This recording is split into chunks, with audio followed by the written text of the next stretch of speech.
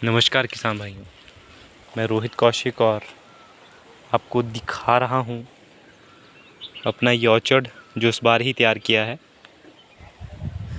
इससे पहले root stock पे कुछ पौधे हैं जिसमें इस बार फ्रूट आया है, लेकिन ये सीडलिंग पे जो कार्य है ये विधि प्रेम चौहान जी की अडॉप्ट की है और इसमें 2.5x4 पे पौधे को रखा गया है। इसकी कटिंग समर और प्रूनिंग दो तरह से होती है।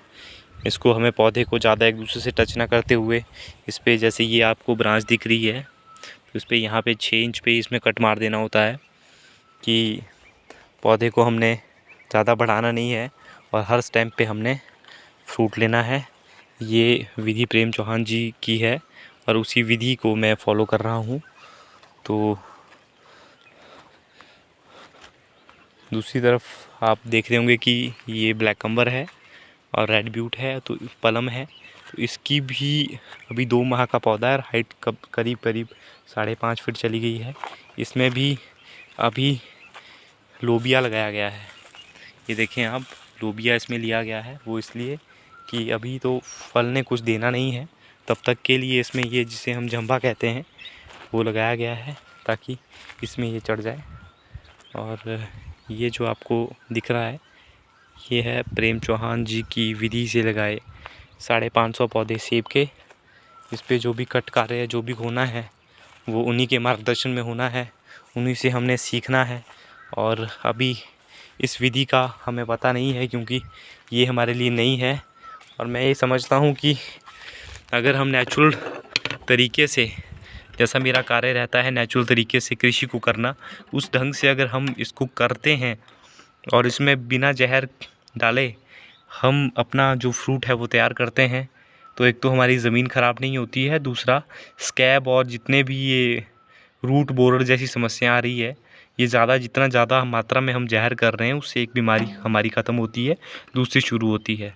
तो मेरे 5 साल के फ्रूट है पहले रूट स्टॉक पे, तो मैं उसमें कोई भी स्कैब, कोई भी प्रॉब्लम ऐसी नहीं मुझे नज़र आई क्योंकि उसको पूर्णतः नेचुरल तरीके से ही किया गया है।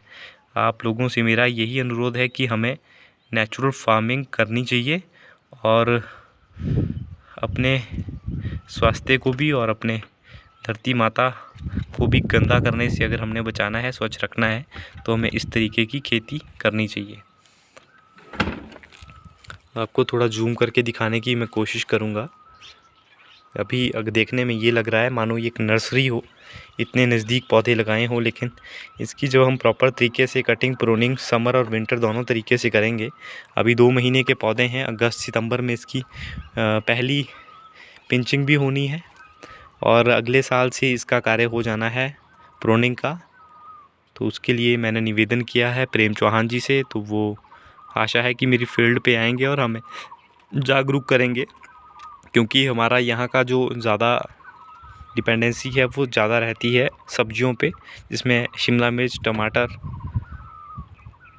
खीरा, गोभी और सलाद वर्गीय फसलें हम लगाते हैं। लेकिन हमने सेब की तरफ भी ये सोच करके कि एक हमारी एक एफडी है और एक हमारा एक इससे आगे आने वाली पीढ़ी तक के लिए एक सीडलिंग का जो पौधा है लगभग 50 साल तक हमारी ज़मीन में यूं का यूं खड़ा रहता है, तो क्यों ना इस विधि को फॉलो किया जाए। वैसे तो सेब की वैरायटियाँ अनेक है, इटालियन वैरायटी भी उसमें एक है जिसमें महज 1 साल के अंदर ही फ्रूट आने लगता है। हम नहीं कहते वो भी बहुत अच्छा है, लेकिन अपनी बजट को ध्यान में रखते हुए और ये देखते हुए कि हमारे 1.5 से बीघा के खेत में लगभग इतने पौधे आ सकते हैं, और तो क्यों ना खेत को खाली रखने के बजाय थोड़ा कंजेस्टेड करके प्रेम चौहान जी की विधि को फॉलो करके 2.5x4 पे ही पौधे लगाया जाए। पौधे से पौधे की दूरी 2.5 फीट और रो टू रो इसमें 4 फीट रखी गई है। और इसमें पूरा जितना भी कार्य हो रहा है वो नेचुरल तरीके से ही हो रहा है, इसमें किसी भी प्रकार का अन्य केमिकल यूज़ नहीं हो रहा है।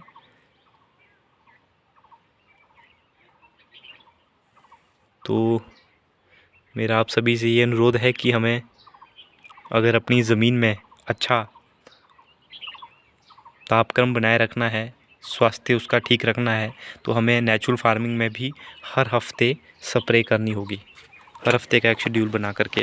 दूसरी तरफ अगर मैं जूम करके दिखाऊं तो ये है मेरे टमाटर और इसमें ये मल्च लगाया गया है, इसको भी नेचुरल तरीके से किया गया है। पराली ना होने की वजह से हमें प्लास्टिक मल्च करना पड़ता है। पराली अगर हमें मिल जाती है तो हम इसको हटा करके अगले साल से वही पराली वाला सिस्टम इसमें भी फॉलो करेंगे। इसमें सहभागी फसलों के तौर पे भिंडी और बीच में इसमें और चीज़ें ली गई है।